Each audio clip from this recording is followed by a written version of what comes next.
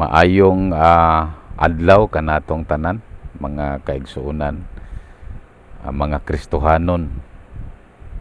Kumusta nining adlaw? Labi na sa atong panahon karon nga ang kalibutan nagsaulog ni ining kalag-kalag o Halloween. So mao ni ang topic nga kung ipaambit kaninyo karon mga igsuon, unsa gyud kining kalag-kalag or kalag. So ang Ginoo magapanalangin maghatag kanatog langit ng panabot og labi na kanako nga magapaambit kaninyo giilan nako nga ang balang Espiritu Santo mo'y pinakamaayong magtutudlo. Walay laing basihanan sa kamaturan mga igsoon kundi ang pulong lamang sa Ginoo. So number 1, ang pulong kalag-kalag sa Cebuano mga igsoon nagpasabot kini nga tiaw-tiaw dili tinuod nga kalag. So ang kalibutan mga igsoon nagkaguliyang sa minteryo, ang Amerika nagparty, Halloween party. So insakto ba mga igsoon kining gibuhat nato sa paggasto og mga panahon og mga costume alang lamang nining Halloween. So akong ikasulti mga igsoon sumala sa daghang bersikulo sa Deuteronomy, Levitico nga dili angay ang usa ka magtotoo nga moapil ni ining mao nga kalihukan kay pagsympathize kini sa evil, pagsympathize sa evil kini mga Halloween program mga igsoon. So kanatong mga Kristohanon dili na nato dapat angayan kini buhaton mga kaigsuonan.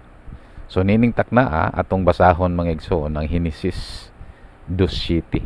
Nagaingon diri og giumol sa Ginoo nga Dios ang tao gikan sa abog sa yuta o gihoy pa niya sa mga buho sa iyang ilong sa ginhawa sa kinabuhi ug ang tawo nahimong kalag nga may kinabuhi. So kung atong pansinon pag-ayo mga igsoon ang pulong sa Ginoo, kung atong lantawon pag-ayo,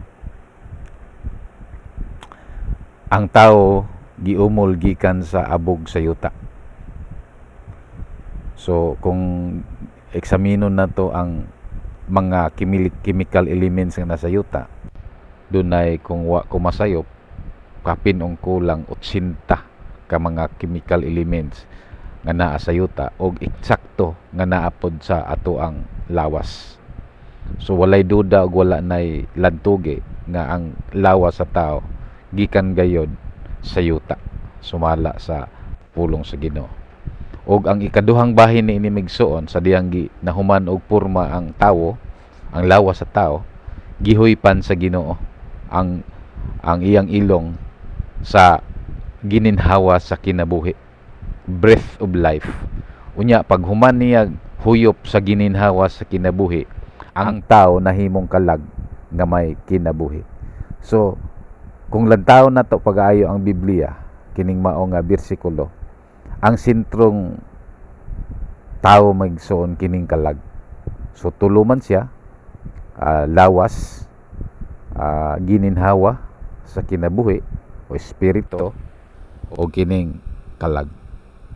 Apan masinati og masuta nato ug makita nato nga ang sentro sa tao magsuon kining kalag.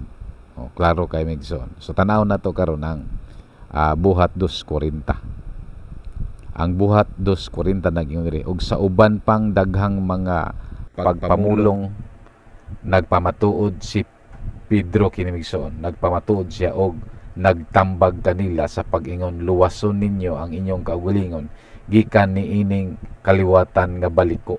Kung atong tiwason pagbasa sa 41, unya kadtong mga mingdawat sa iyang pulong gibautismuhan ug niadtong adlaw nahidugang ang may 3,000 ka mga kalag.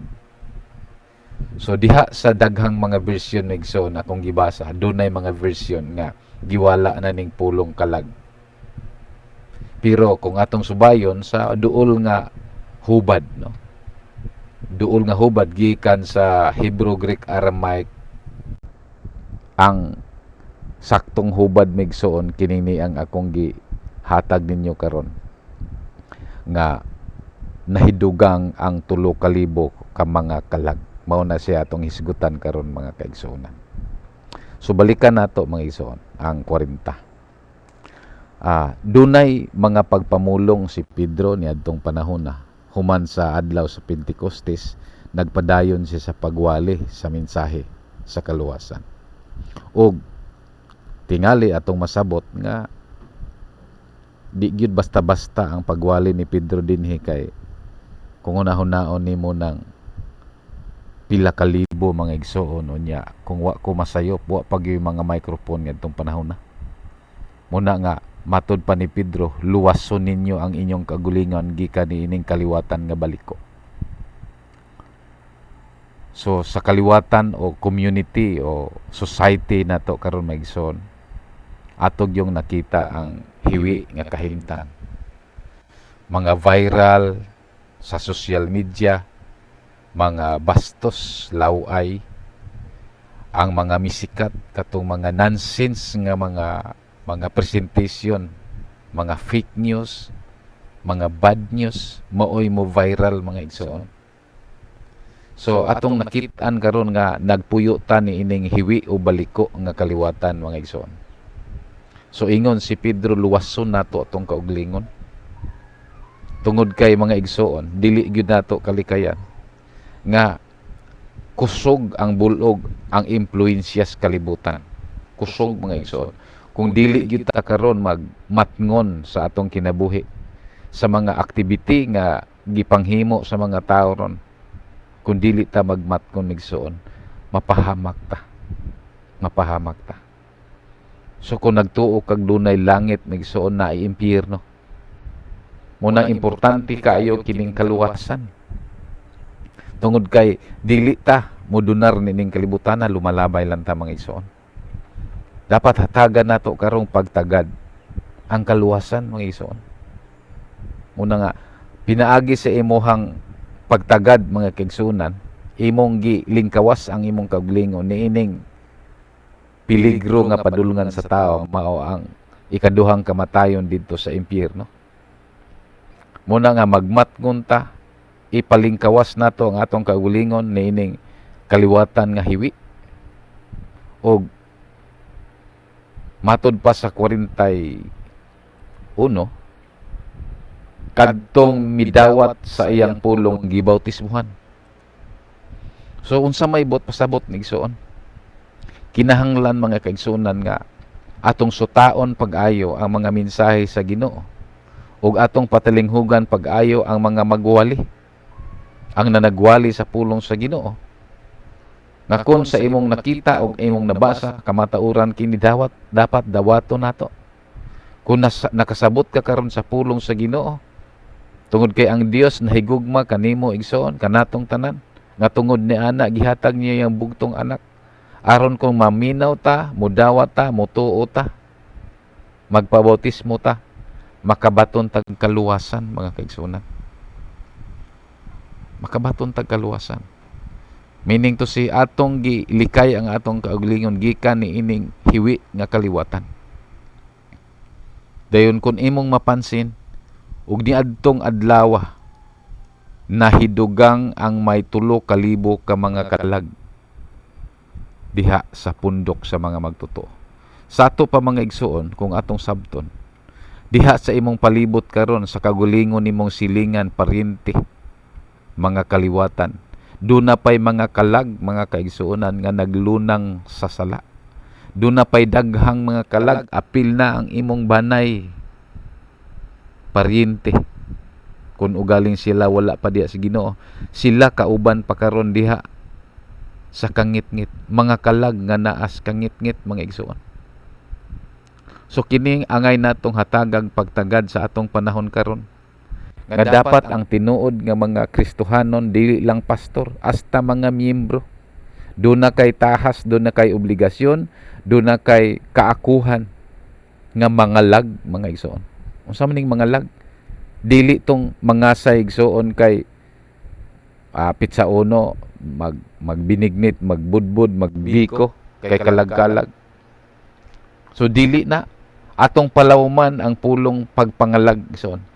Ang pulong pagpangalag maigsoon mao nga pwede ta maghimog mga paghikay-hikay, dili ta supak ni ana, magbinignit, magbiko, magbudbud ug mag-ihaw baboy, manok, Pero hinumdumi igsoon nga ang sentro natong buluhaton ang pagpangalag, dili ang pagkaon lang kun dili pagpangalag. Unsa may sabot ana, daghang mga kalag nga naglunang sa sala, angay nato silang sultihan sa pulong sa Ginoo aron sila mahigawas gikan sa kangit-ngit ug mabalhin ngadto sa kahayag ni Kristo. Sa dihang ato silang walihan, kinsa may mudawat, kinsa may magpabautismo, kun dili nato sila walihan sa pulong sa Dios. So let us fight against darkness. Pinaagi karon ni ini sa social media.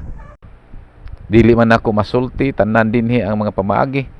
Pero subscribe sa channel mga igsoon o sa ato ang Facebook. No? I-share ang mga pulong sa Ginoo. Daghan ta karong mga video diha mga kaigsuonan nga naghisgot sa kaluwasan sa gingharian.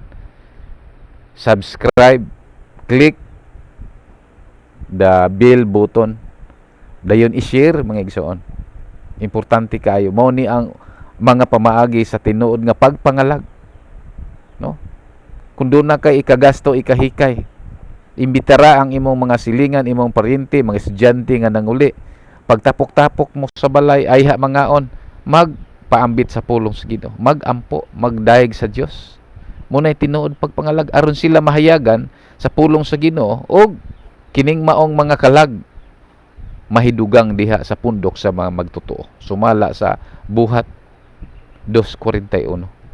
So unsaon man nila mahimong mahidugang sa pundok sa mga magtotoo kung dili ta mohimog mga activity sa tinuod nga pagpangalag.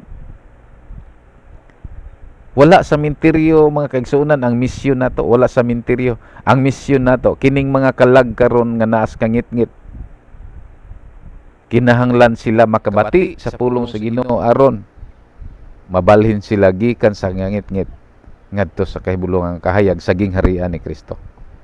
Take note mga igsoon. Kolosas 1:13 akong idugang kini nga bersikulo. Kolosas 1:13. Giluwas kita gikan sa kagahom sa kangit-ngit og naggilalin kita sa gingharian sa hinigugmang anak.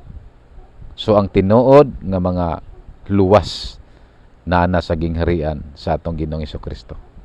So daghan pa karong mga kalag nga naa sa naglunang sa kasalanan igsoon. Naglunang sa mga bisyo. So ikaw karon nga Kristohanon, ikaw kita dunay kaakuhan nga mga lag. So kini ang matuod nga pagpangalag mga igsoon, ang pagwali sa pulong sa Dios. Dalaygon ang Dios ning adlaw, hinaot nga doon natin nakatunan nining mubong mensahe nga kung gipaambit ka ninyo. God bless you.